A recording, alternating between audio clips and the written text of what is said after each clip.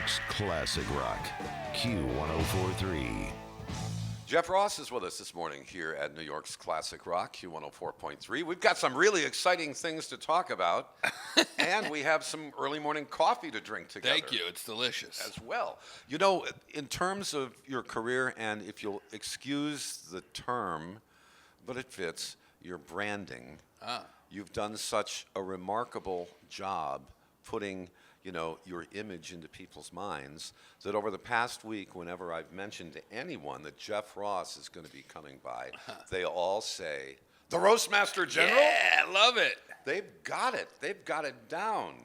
How does that happen? You've been around a while. How does that happen for someone? Well, I think it happens for you because at this particular point in time, you're the best.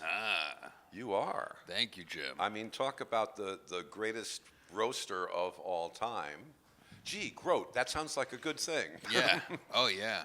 No, I mean, I look at it and I go, joke by joke. It's like a climbing a mountain to get to this place. But it's a unique niche for yourself. Yeah. Of course, it's not all that you do. Right.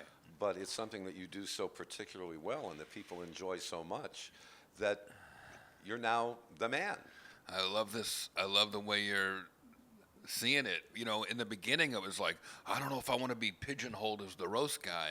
And then at a certain point, a long time ago now, Dave Chappelle and I were eating at a diner in Vegas. And he goes, but that's your lane, man. Take that lane and make it a 6-lane highway. And that's the move. Well, I'm going to go way into the past. It didn't hurt George Jessel Right. to be the Toastmaster Exactly. General. Exactly. I mean, he maintained a very long and successful career before either of us were in show business. Were even conceived. I hope I last as long as George Jessel.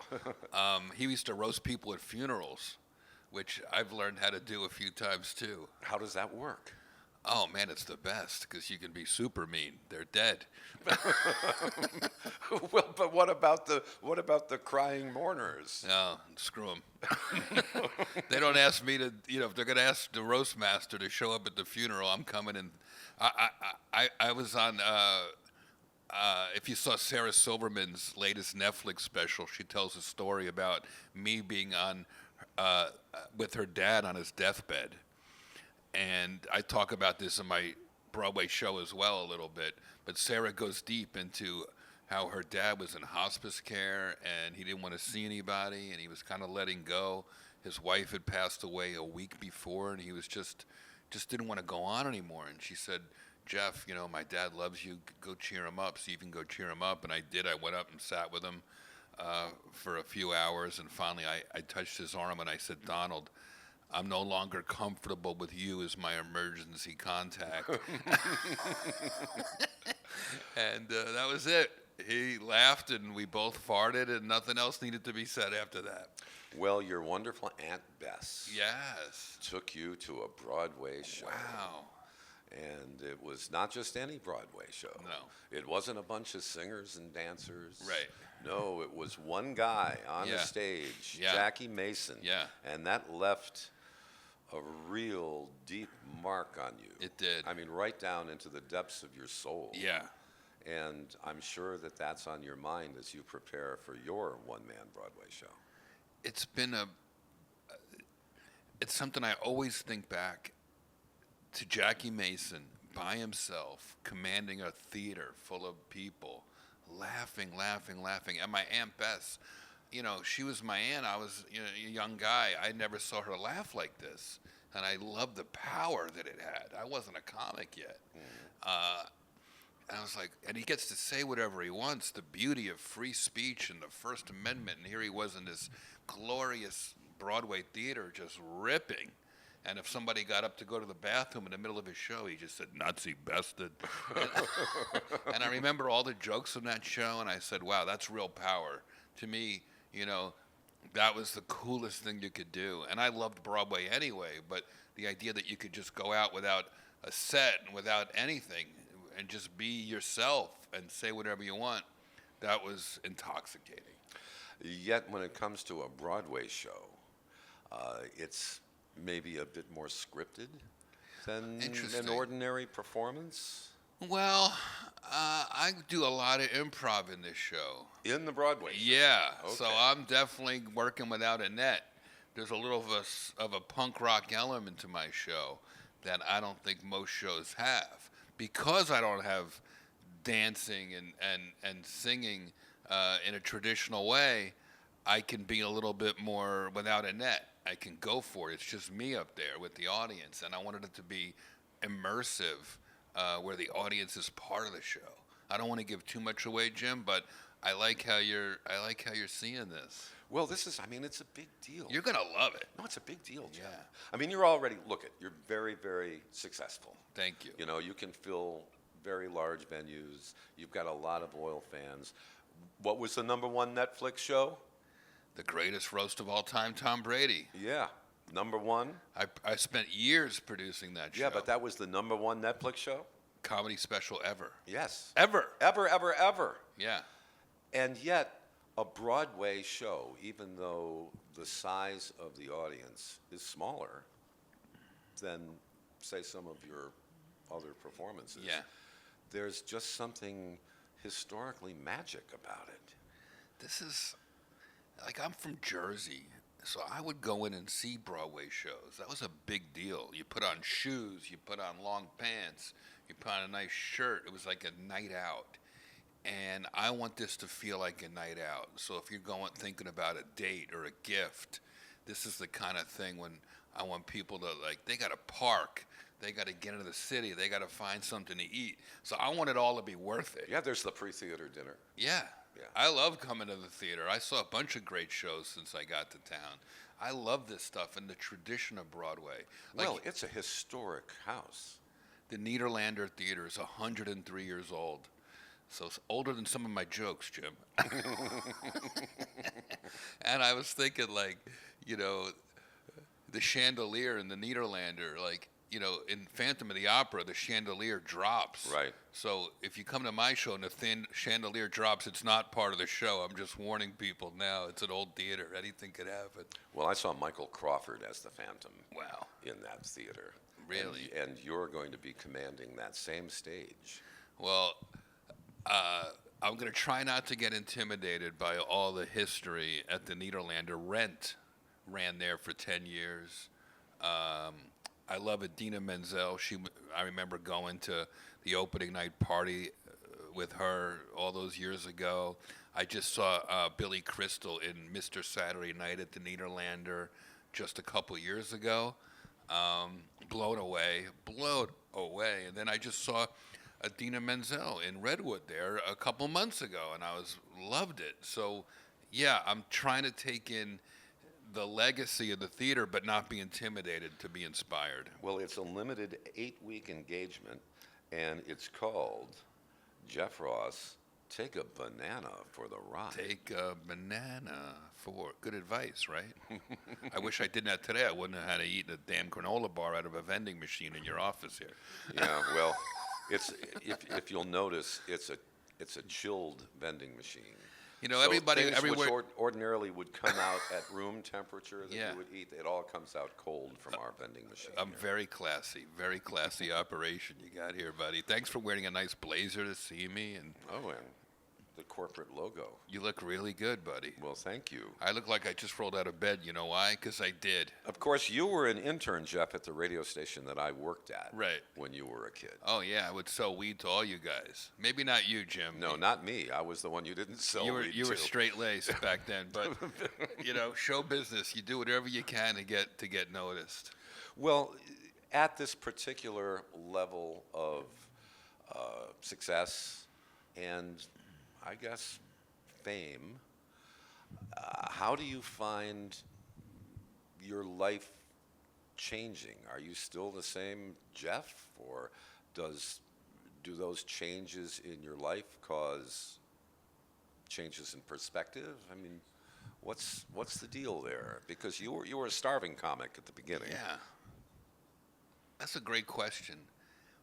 This show that I'm doing now for Broadway is a reflection, And for 30 years, I've been going on to the next one, on to the next one, never looking back, never making long-term plans, never thinking about yesterday, always thinking about what's next. And now I stopped and I'm looking back. And I realize I'm really the same. The same things that I was thinking about and joking about as a young comic. This show, Take a Banana for the Ride, I started writing and performing in 1995. And I didn't have the emotional strength to do it all the time because I'm looking back at losing my parents as a young boy. And I talk about my grandfather and living with him when he was sick and how he took care of me and I took care of him. And he'd always give me a few dollars for the bus and a banana. Take a banana for the ride. And that's sort of the inspiration for the title. Mm-hmm. You know, his way of saying be prepared for everything in life. You never know what's going to happen.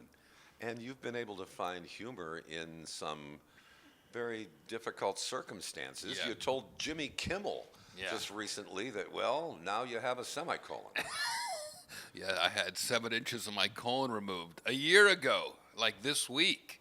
So the fact that I'm up here now talking about my Broadway show is hard to believe, but kind of this beautiful miracle. And I can't say it's luck. It really was a fight. But I had an army. I had my family behind me, taking care of me, supporting me, and my friends. And the audience that I wanted to get back to gave me purpose and a reason to get better. Well, August 5th previews start. Oh, yeah. And opening night, well, that's the special night. Yeah. That's the one everybody gets dressed up for. Right. That's August 18th. Right. That's the one I invite my family to. Right. And I'm going to say that's the night that all your relatives, all your friends. I'm so nervous about that. My Aunt Donna's like, you are going to have to buy a lot of tickets that night. I already have. Yes. I had to hold them for the whole mishpacha. And I'm psyched for this part because it really is a tribute to some of the people who made me who I am and my family and friends. And my Aunt Donna's like, I can't believe you're going to talk about our family on Broadway. It's like a big deal. My sister's coming in. It's her 35th wedding anniversary that night. Mm-hmm. And a lot of my pals say they're coming in. Jimmy said he's coming in from L.A. for the opening night. But you know what? It's interesting, Jim, you mentioned that because it's not about the opening night for Broadway for me.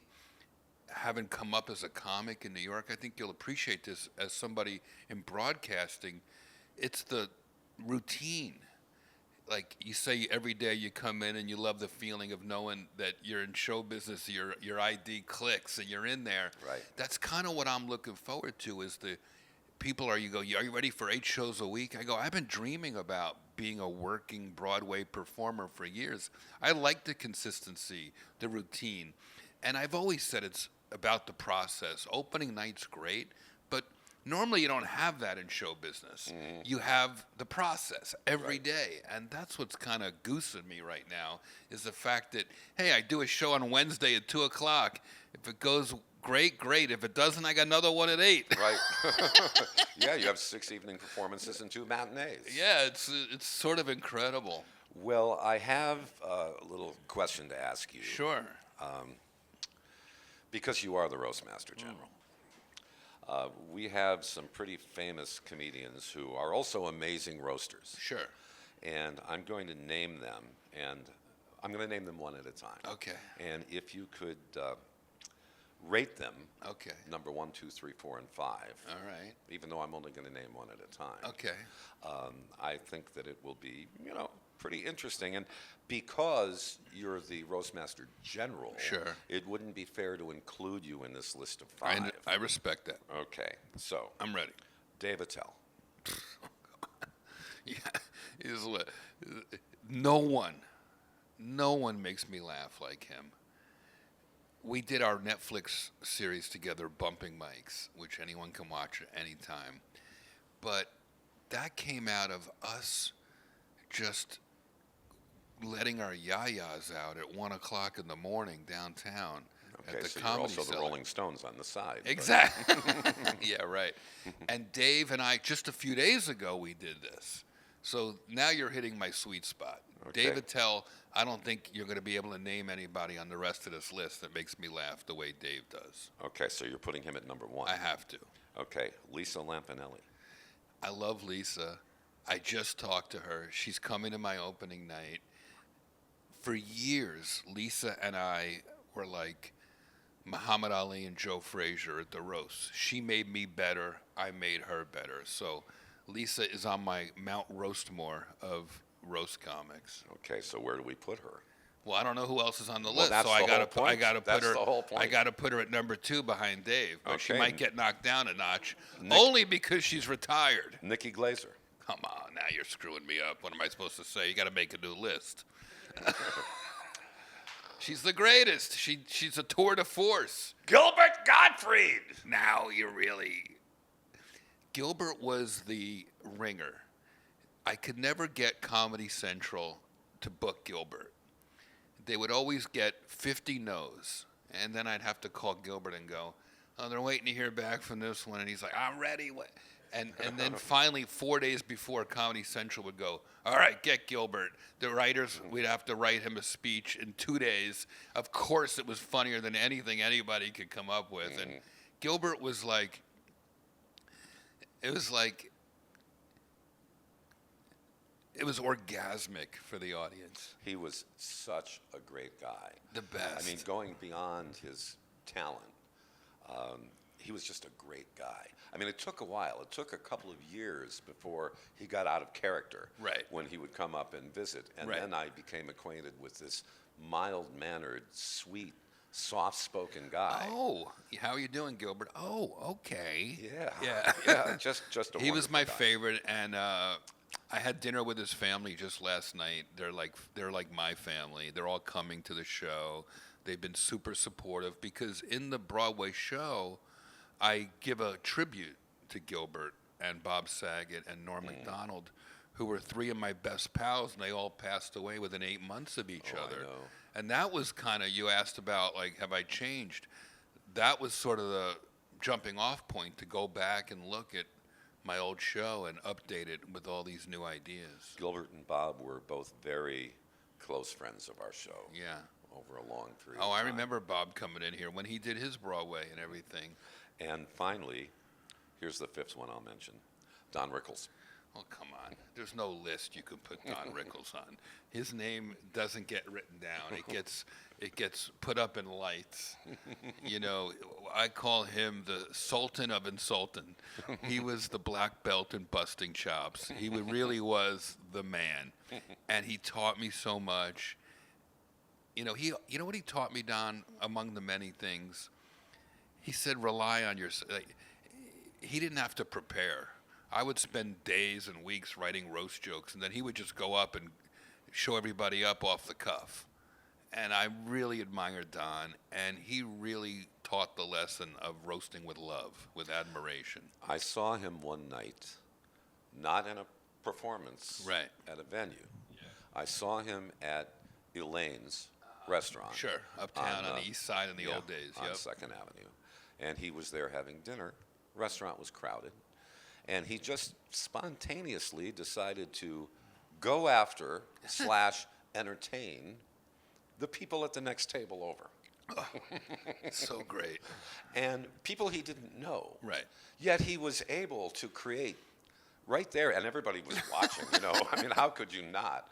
He was able to create an entire fictitious narrative with these people at the table. And you're watching right next this. to his. Yes, we all stopped. Everybody in the restaurant turned around. Oh, my God. That's so I cool. mean, and the people at the next table, they were simultaneously embarrassed, but also feeling that glow that comes from the knowledge that they're going to be able to brag for the rest of their lives that Don Rickles roasted them. Isn't that wonderful? You know what? Don didn't need a stage. He just needed an audience. And he was funny at dinner. He was funny in Vegas. He was funny at a birthday party. He came to one of my birthday parties. And the only insult that hurt is if he ignored you. That was the insult. Oh, that would be Otherwise- the put down. Otherwise, he was a one-man verbal assault unit. He would just boom, boom, boom, boom, boom. Well, Jeff Ross take a banana for the ride. Good advice. Well, the advice came from, My Pop Jack. yeah, and Niederlander Theater, Yep.